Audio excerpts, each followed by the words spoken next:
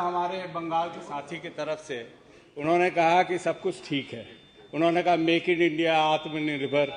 अभी खाद की बात करें मैम, 90% जो हमारा इंपोर्ट है पीएन के बाहर से आता है।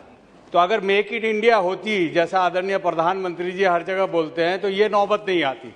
कहा जाता है सरकार की तरफ से कि खाद हर किसान को मिल रहा है टाइम को। मैडम, आप भी ज़मीन से जुड़ी हैं, हम लोग जानते हैं कि क्या परेशानी है।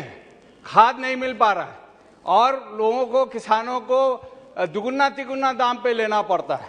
और हमारा चूंकि बॉर्डर इलाका है, बॉर्डर से अगर पार करना पड़ता है, बंगाल से लाना पड़ता है, तो वहाँ उनकी अलग फाइन लग जाती है। मैम,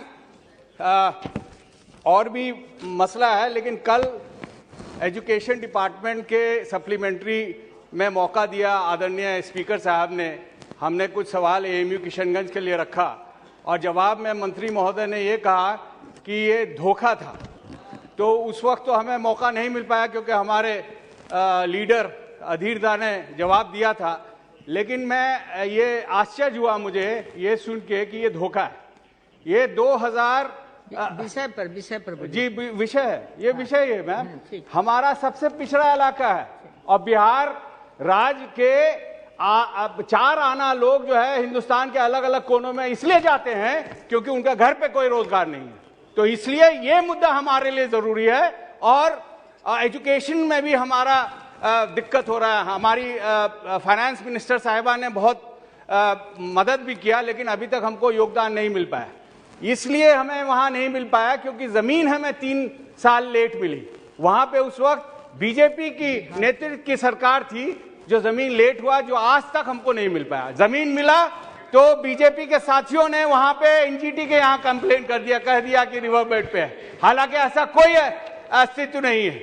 अब मैम, इसके साथ साथ मैं एक प्रधानमंत्री कल्याण योजना के बारे में कहना चाहता हूं कि बार बार कहा जाता है, आदरणीय प्रधानमंत्री जी भी कहते हैं 81 करोड़ लोगों को हम अनाज देते हैं, मुफ्त में अनाज देते हैं। आखिर ये नौबत क्यों आई? 45 साल में पहली बार इस मोदी सरकार के वक्त में गरीबी की तादाद बढ़ गई है। अगर वो 2 करोड़ सालाना नौकरी देते तो ये नौबत नहीं आती। और इसका सबसे ज्यादा खामियाजा सीमांचल के लोगों को सहना पड़ रहा है मैम।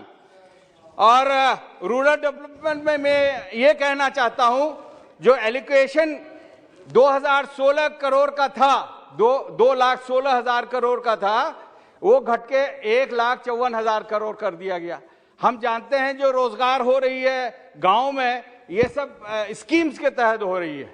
और जैसे पीएमजेएसवाई में सड़क लिया जाता है, हम चाहेंगे इस सरकार से रिक्वेस्ट करना कि सड़क के साथ साथ, चूंकि हमारे नदी नाले ज्यादा हैं बिहार में, उत्तरी बिहार जहां से आप भी आती हैं, असम वगैरह में, तो कुछ रसेली पुल है, खारी पुल है, भेरबेरी है, खरखरी है, सुहिया, पलसा, गोरूमारा, बकरी, गोरिया, निसंद्रा, भोटा थाना, ये सब पुल आवश्यक है।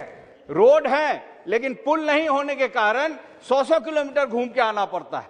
तो ये मेरा गुजारिश होगा कि इसको भी संज्ञान में लें। और साथ साथ ये जो मिनिस्ट्री, माइनॉरिटी मिनिस्ट्री ने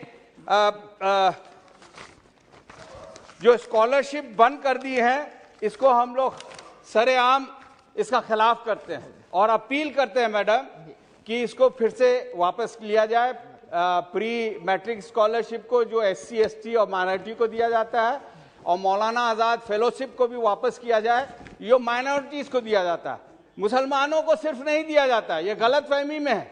माइनॉरिटीज में सिख्स भी हैं, क्रिश्चियंस भी हैं, बुद्धिस्ट भी हैं, और भी कई उसमें रिलीजियस ग्रुप्स हैं जिसको डिप्राइव करना चाहती हैं। मेरी गुजारिश होगी कि ये सब ध्यान में रखते हुए उचित कार्रवाई करना चाहेंगे। बहुत बहुत शुक्रिया ma'am, thank you so much.